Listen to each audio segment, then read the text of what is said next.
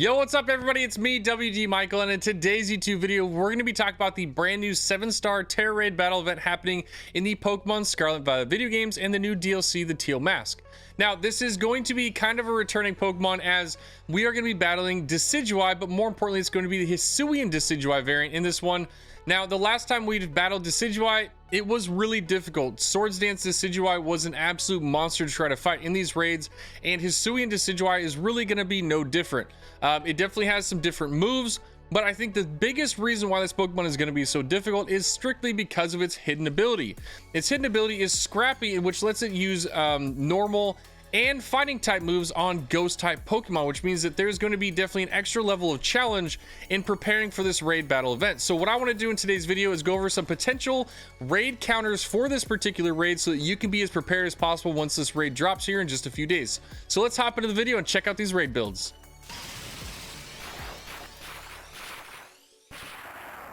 Okay, so as always, if we want to talk about these 7-star Tera Raid battle events, we really need to make sure that we have an idea of just the Pokemon that we're even going to be facing so that we know what type of raid builds or what type of Pokemon made it being beneficial in this raid. So, HISUIan Decidueye, the Arrow Quill Pokemon, is definitely going to be a brutal one. And the big reason, and I talked about this in the beginning of it, is because of its hidden ability. Now, its hidden ability is Scrappy, and all these 7-star Tera Raid battle events have had their hidden ability.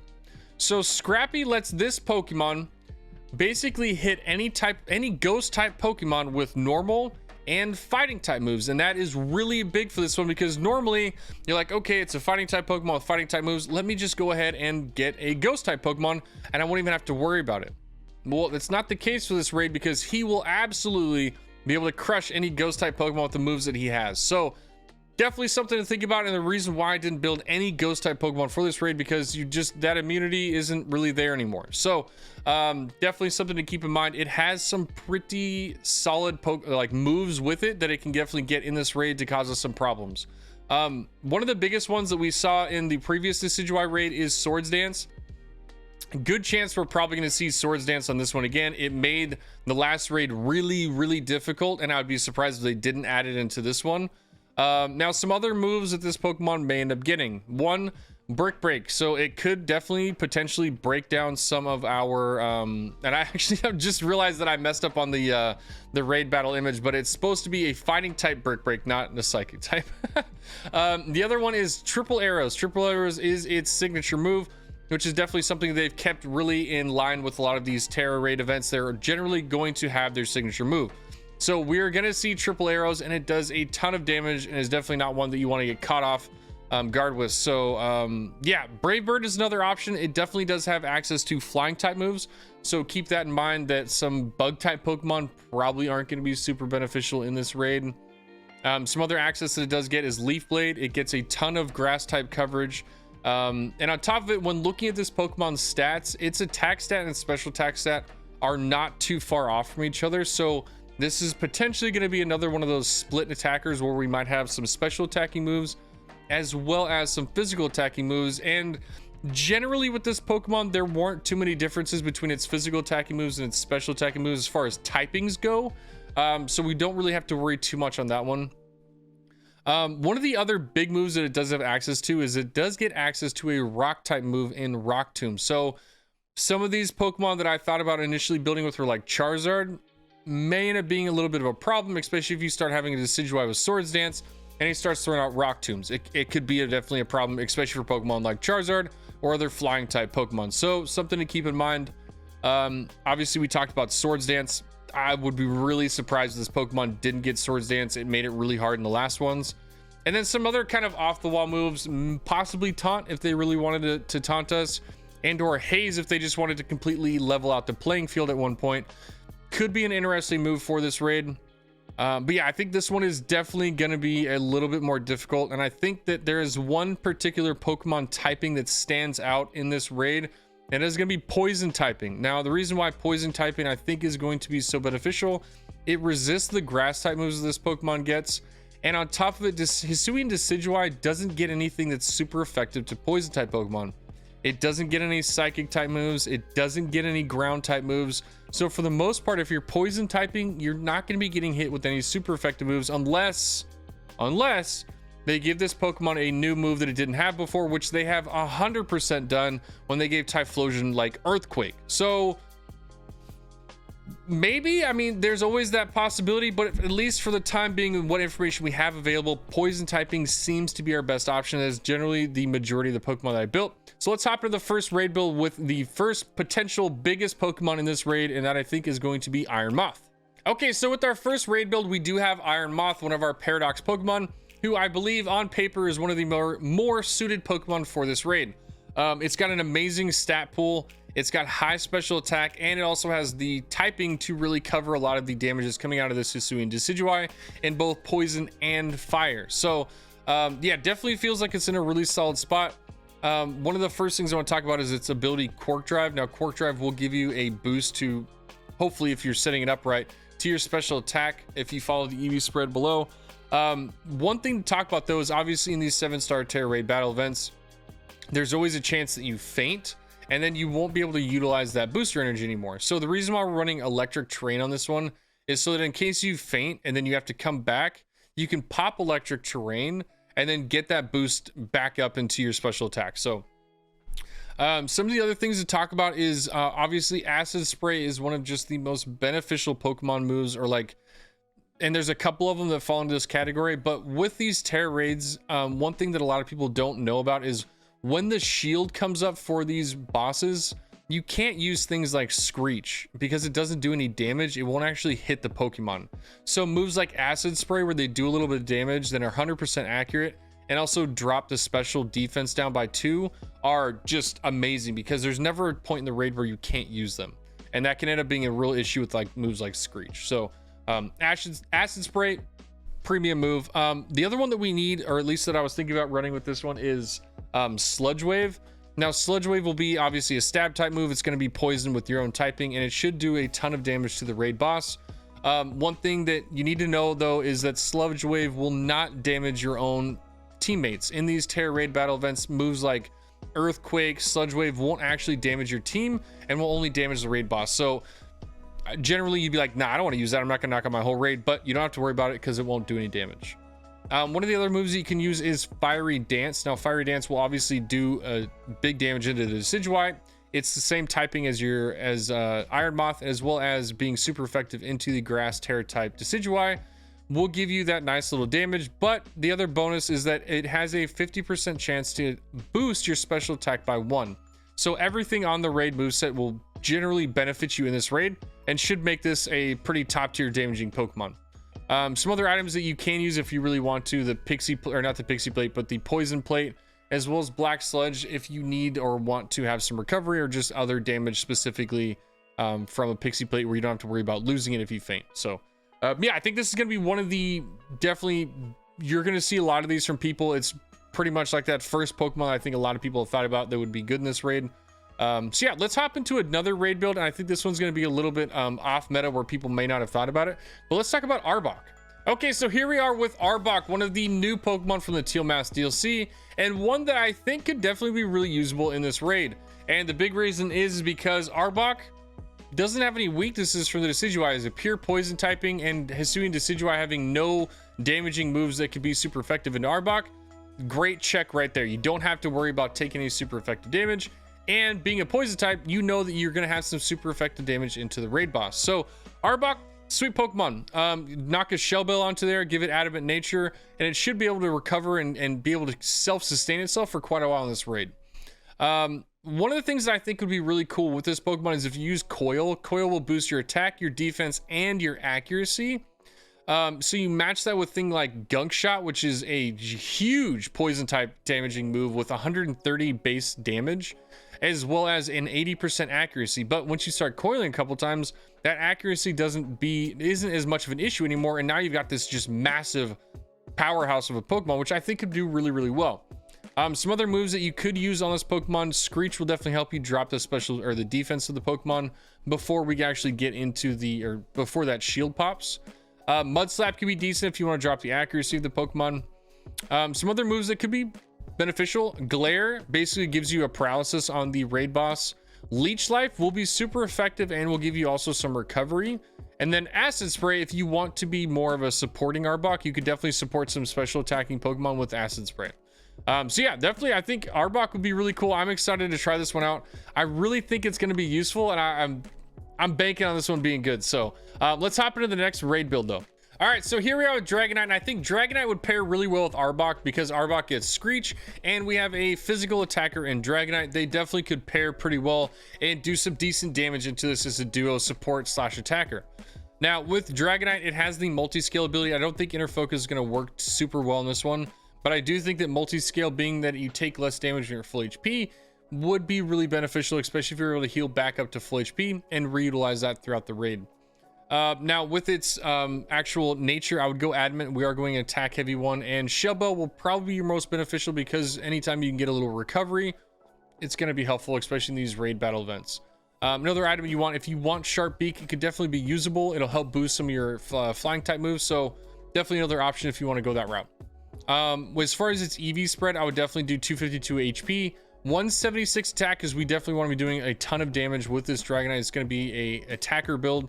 And then 80 defense to kind of just bring up that kind of weak defense that Dragonite has to make sure that we're on the field as long as possible. Now, as far as its moves go, Aerial Ace is a great just first plug and play move that'll get you that Terra power so you can Terastallize. Terra Blast, once you go into a Flying Terra, will be a nice damaging move that will out damage Aerial Ace, so it gives you a little bit of extra damage when you do actually Terra. Haze would be a nice button to use if you need to reset the raid. Maybe Decidueye has gone too far with Swords Dance, that's +4, +6, and you're like, we're gonna get knocked out if we don't fix this. Or if your team has been dropped super low and you need to kind of bring everybody back up, you can always use that. If you don't like Haze, you can always run Helping Hand to boost one of their teammates if they're doing a lot of damage. Or Dragon Dance. I think Dragon Dance could be really good. It boosts your attack and your speed, meaning that you're already going to be doing a ton of damage and you can boost that by a little bit. So yeah, I think that Dragonite would be a decent one. It's definitely got the nice typings that will help mitigate some of the damage this Pokemon does, as well as being able to do some super effective damage into the Decidueye. So Dragonite, awesome Pokemon. But let's hop into our next two, which will be some poison attacking, special attacking Pokemon with Armarouge and Salazzle. All right, so here we have with Salazzle. I think Salazzle is going to be one of the more underrated Pokemon in this raid. It does get a lot of utility for these Pokemon raids, as well as the fact that it actually can do a decent chunk of damage if you build it right. So Salazzle is our Toxic Lizard. It has Oblivious. So basically it can't be taunted, which always could be great. Its other ability doesn't really help it out much. It just says that you can poison any Pokemon no matter what their typing is, and being a grass type Pokemon, Decidueye has no issue with being poisoned, so not really an issue for us. As far as items go, Shell Bell would work, the Toxic Plate could work, the Black Sludge could work. It all really depends on what you want.